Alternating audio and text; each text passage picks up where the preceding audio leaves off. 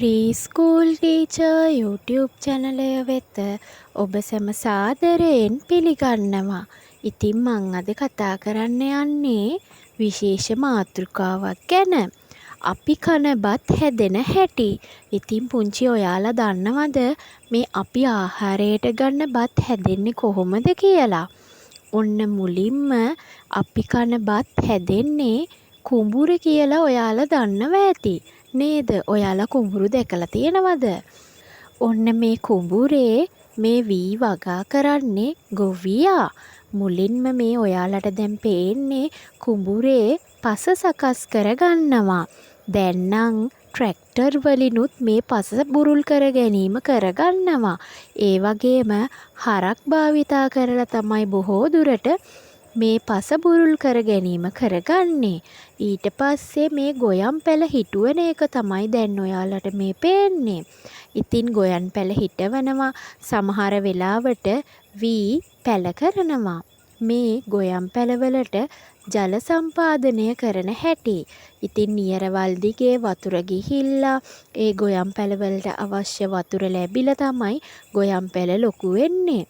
ඊට පස්සේ එයාලා කරන්නේ ඒ පැලවලට පලිබෝධහානි අඩු කර ගැනීම සඳහා පලිබෝධනාශක ඉහිනවා. මේ ඔයාලට දැන් පේන්නේ ඒක.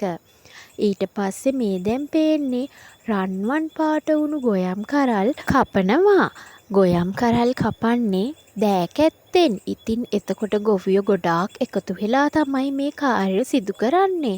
ඊට පස්සේ ඒ කපපු ගොයම් කරල් ඒගොල්ලෝ මිටි බැඳලා අරගෙන යනවා.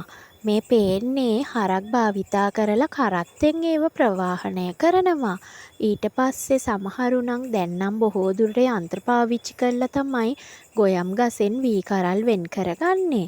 නැත්තම් ගොයම් මිටිය අත් දෙකට අරගෙන ඒක මෙහෙම පොළවට ගහලා ওই රූපේ තියෙන විදිහට ඒ විදිහටත් වී වෙන් කර ගැනීම සිදු කරගන්නවා. ඉතින් මේ පින්තූරෙන් ඔයාලට පේන්නේ වෙන් කරගත්ත ලද වී අතුරලා තියෙන ආකාරය. ඊට පස්සේ ඒ වී ගෝණිවලට අහුරනවා. ඉතින් බලන්නකෝ කොච්චර ලොකු ක්‍රියාවලියකට පස්සේද අපිට මේ කන්න බත් ලැබෙන්නේ කියලා. ඊට පස්සේ මේ හාල් ගෝණි ප්‍රවාහනය කරනවා හාල් මෝල් වලට. ඊට පස්සේ තමයි අපි මේ හාල් මිලදී අරගෙන හාල් සෝදලා ඊට පස්සේ අපි ඒවා ලිපේ තියලා තමයි අපි ආහාරයට ගන්න බත් සූදානම් කරගන්නේ. ඉතින් මං අද ඔයාලට අරන් ආවේ අපි කන බත් හැදෙන හැටි.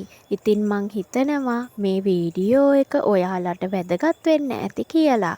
ඉතින් තවත් මේ වගේ ලස්සන වැදගත් වීඩියෝ එකකින් ආයෙත් හම්බෙමු. ගිහින් එන්නම්. බයි බයි.